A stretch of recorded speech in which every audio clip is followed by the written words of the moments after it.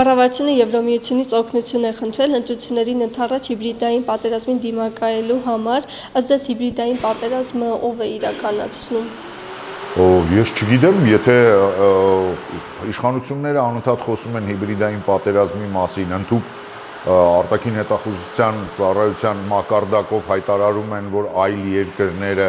բայց այդպես էլ չեն ասում, որ երկրի մասին է խոսքը եւ ինչ նկատի ունեն հիբրիդային պատերազմ ասելով։ Օրինակ խոսակցություններ կան, որ Ռուսաստանն է փորձում միջնորդել Թուրքիան եւ Ադրբեջանը ապատեղեկատվություն տարածելու միջոցով։ Տեսեք, ապատեղեկատվություն շատերը կարող են տարածել, բայց եթե Թուրքիան փաստացի արդեն հայտարարել է, թե իրենք ում են պաշտպանում, այդպիսով այո միջամտելով, ապա Ադրբեջանն ու Ռուսաստանը ես չեմ լսել կամ այլ պետություն,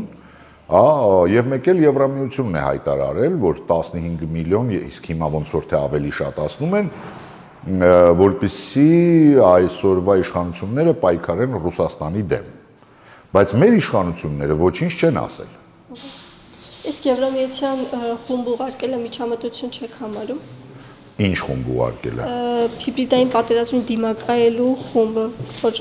Եվրամիությունը պատրաստում է ուղարկել Հայաստան։ Դե գիտեք ոնց է, ցանկացած նման գործողություն դա միջամտություն է։ Իհարկե միջամտություն է։ Այս բարեկամ չի ստացվում, որ հենց Նիկոլ Փաշինյանն է նաև հիբրիդային պատերազմ իրականացնում։ Նիկոլ Փաշինյանը առայժմ հիբրիդային խաղաղություն է փորձում իրականացնի, որը կարծում եմ չի ստացվում, որովհետև հենց երեք ասեց, որ եթե ինքը չընտրվի, ասաց, որ շանտաժ էր, հա, ուղիղ շանտաժ, որ եթե ինքը չընտրվի սեպտեմբերին պատերազմ կլինի, ինքը երկու անգամ ընտրվել է, երկու անգամ էլ պատերազմ է եղել, եւ 20 թվականին ես շատ լավ հիշում եմ, որ բոլոր ԿՊԱ-ականները, բոլոր մակարդակի իշխանավորները ասում էին, որ կուտակումներ կա, հա, Նախիջևանում կա կուտակումներ եւ այլն, թուրքական զորքերն են Նախիջևանում արդեն միասին ադրբեջանական զինված ուժերի հետ զորավարժություններ անում, մեր իշխանությունները կրկնում էին, որ բացառվում է, պատերազմ չի լինելու։ Եվ ընդհանրապես Նիկոլ Փաշինյանի եւ իր կուսակիցների ասացները միշտ տրամագծորեն հակառակն են լինում, հա։